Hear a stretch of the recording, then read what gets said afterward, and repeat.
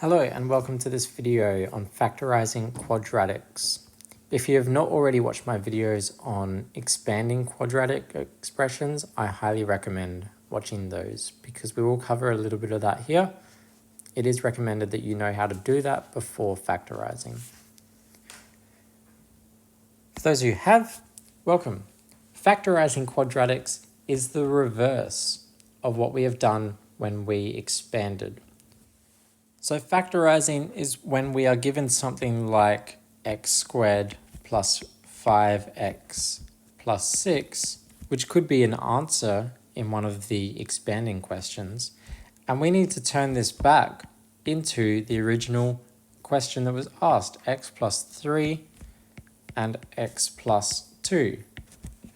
Expanding is when you go from the brackets to no brackets. That is expanding.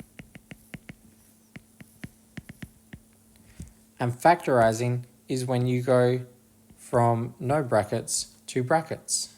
That is factorizing. All right, and today in this video, I will show you how to factorize, how to go from no brackets to brackets.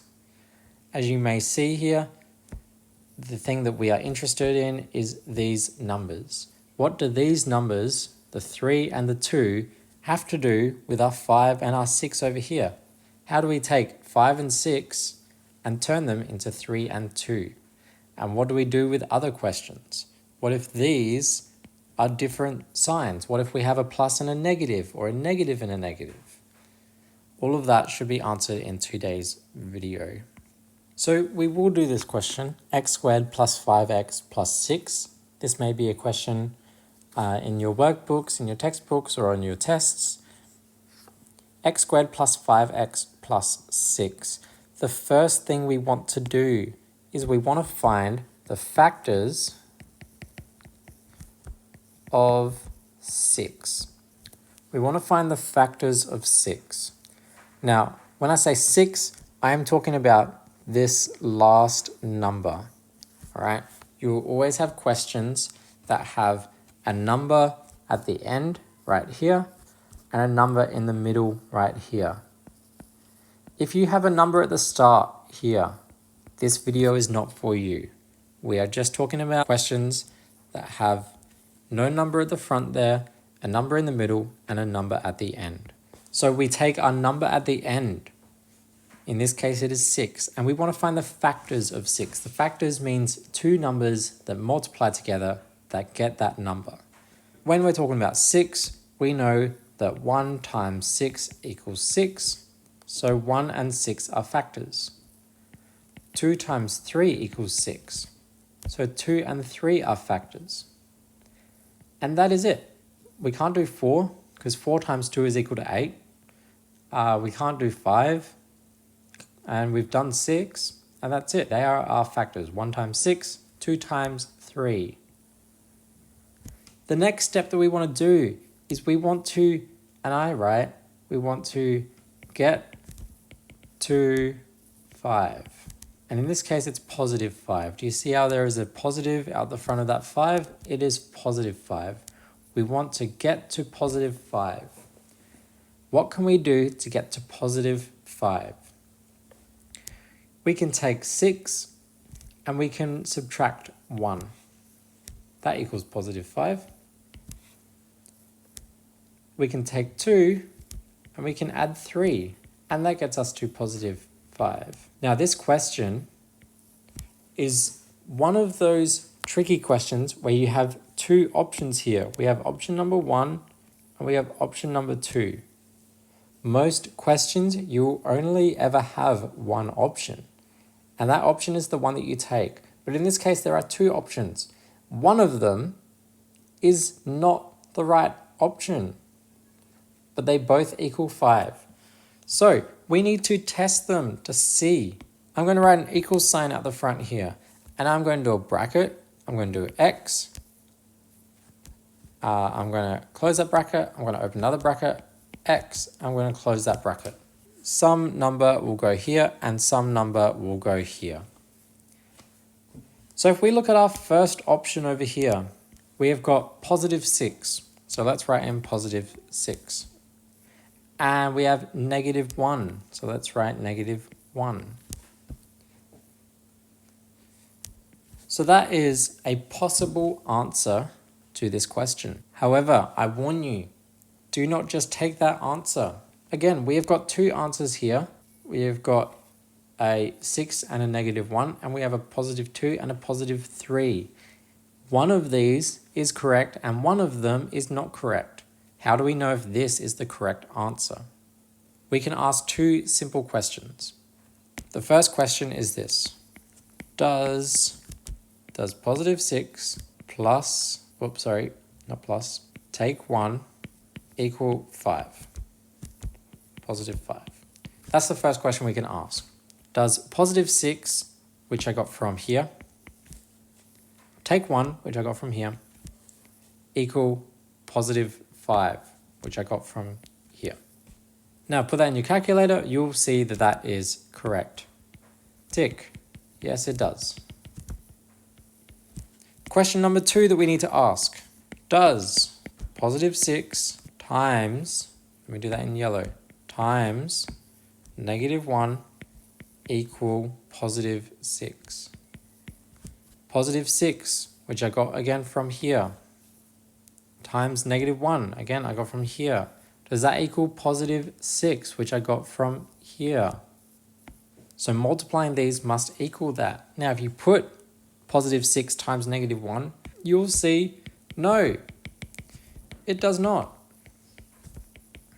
It actually equals negative 6, which is not what we want. We want positive 6.